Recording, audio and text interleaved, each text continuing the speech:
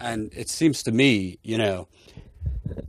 Edwards, his testing, like I said, very small sample size, but you also have the state of Michigan. So the state of Michigan, there were two types of testing done. One was called sentinel testing, and that just means the state basically chose the addresses that they were going to test.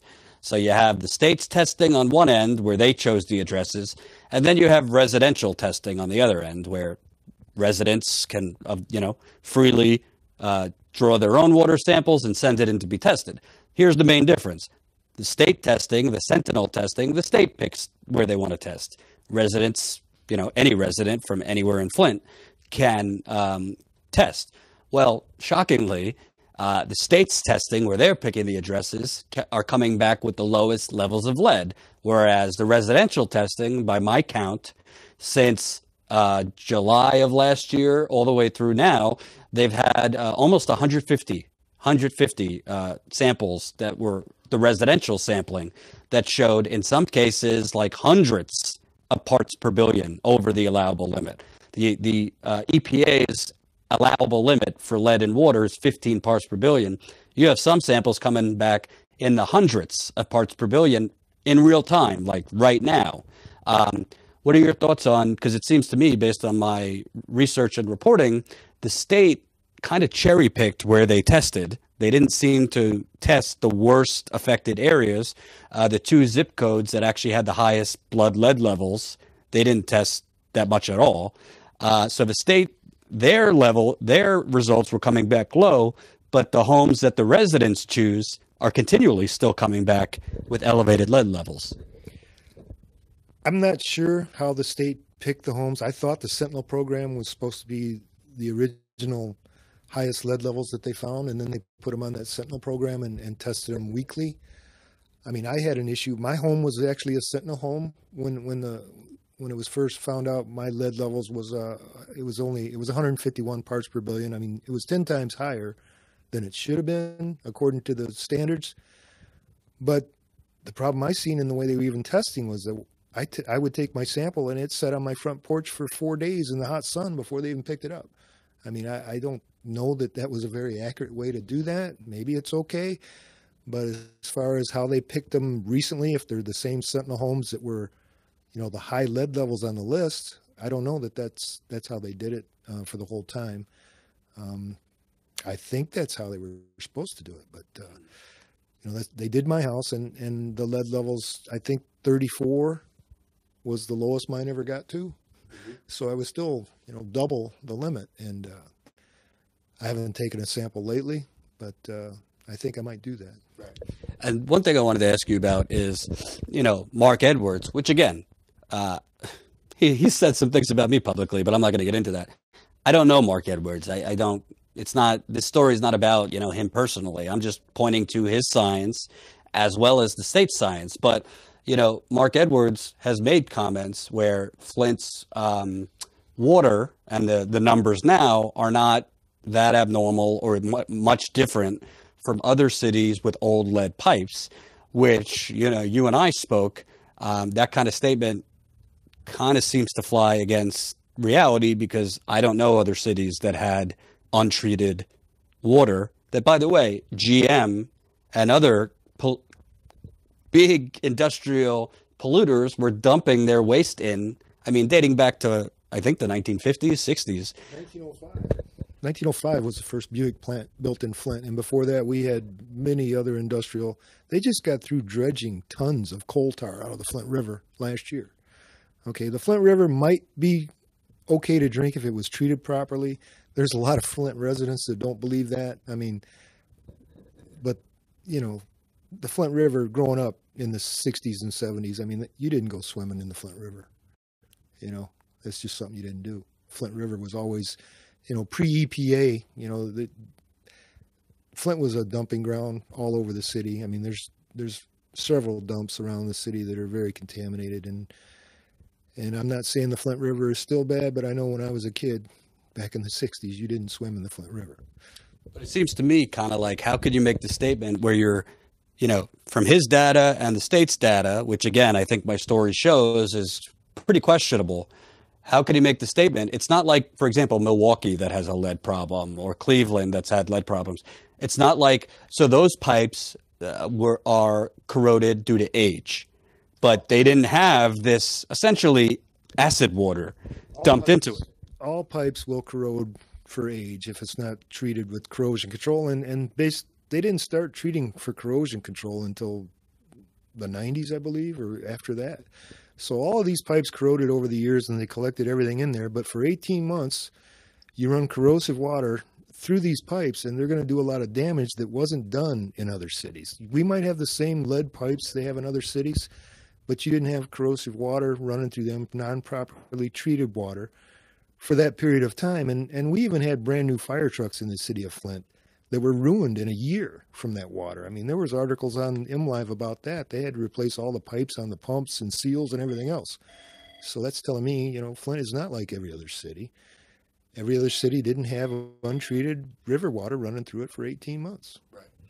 And let's just forget the technical jargon for a second, just like to people who this might be over their head, like lead first galvanized first, and the lead and copper rule, whatever. So you're a resident. When you hear from the governor, when you hear from Mark Edwards, and you also hear from the state of Michigan that Flint is meeting the EPA's regulation for like two consecutive 6-month periods, and Governor Snyder said the water is now restored. I mean, obviously you have your plumber's hat on, but how is that to be believed if they haven't done mass testing citywide? They've done selective testing in certain areas. They basically, a lot of their testing is relying on records that were written on index cards. Do you think that's kind of a believable claim that, citywide the water is now back to normal levels? And I should mind you, before you answer, I should point out most water experts state the 15 parts per billion as the EPA's allowable limit is not an allowable limit for public health. Most experts and doctors will tell you the allowable limit for lead in water would be 0. Obviously, you're going to get some heavy metal contamination from time to time, but 15 parts per billion, which was kind of thrown out there arbitrarily years ago. So do you think it's responsible that, they're basically declaring, I would say, crisis over if they're saying the water is now back based on a lot of questionable methods and science? Well, Flint residents are experiencing a lot more health issues than what you would get from lead in the water. I mean, the one reason I got involved with this so heavily was when my house tested at 151 parts per billion lead. They showed up at my door and they handed me a pamphlet and said, okay, it's safe to bathe in, before they even went in my house. When I was out doing the volunteer work, installing filters and faucets for Flint residents, we seen a lot of kids that never had asthma. With asthma, we seen a lot of rashes. I mean, the kid on the cover of Time, that was everywhere. I mean, there was a lot of this wasn't caused by lead. Okay, we had the high TTHMs. Did that cause all the rashes? We started finding bacteria in the water. Did that cause the health problems? Or was it the VOCs, the chemicals we were finding? We were finding, people didn't get all hysterical about lead in the water. They got hysterical about the brown water and what was happening to them in the bathtubs, in the showers. Nobody even considered lead to be the issue until Dr. Mona and Mark Edwards found the high levels of lead. I mean, we thought there was some, and we were told that didn't cause all the health issues. So to say it's safe, okay, yeah, there might be lead when you test a particular house. The lead levels might be okay, but is the other issues gone? Because there's still people experiencing those health issues. And also, which is mind-boggling to me, there is no standards. There's no measurement standards for showering or bathing. So there are measures for how much lead is acceptable according to the EPA. Same thing with copper and manganese and all these things. But there are no bathing and shower standards. All I know, because at this point, I mean, this is my 10th time here. I've interviewed, I don't even know, dozens of residents. I can't tell you how many residents tell me the same thing. They shower in Flint, eyes are itchy or stinging, they get rashes, respiratory problems. Then they, I don't know, drive up north. A lot of people go up north or out of state, fine, showering or bathing. But they have been told, and by the way, including from Mark Edwards, the Virginia Tech scientist who was funded by the EPA, $168,000 he got funded to test in Flint. More recently, he got $1.9 million in grant money from the EPA. I should be clear, it's him, but Virginia Tech is getting that grant money for Edwards and his team of researchers to do this kind of testing elsewhere. So, I'm not saying it's all going in his pocket. I'm saying that the grant money is going to Virginia Tech and Mark Edwards, but there are no standards. The EPA has no, max of lead or there's been chloroform found in people's bathtubs in Flint and places like East Chicago. So, like you said, it's not just lead, but it's also, it seems, not just a drinking water issue. No, it wasn't the drinking water issue that first came to light. It was all the health care and the hair loss and the rashes and asthma. I mean, that's what everybody was complaining about before they even found the lead. That's never really been addressed. I think they did a study to try to figure out where the rashes come from and then throw Legionella on top of that.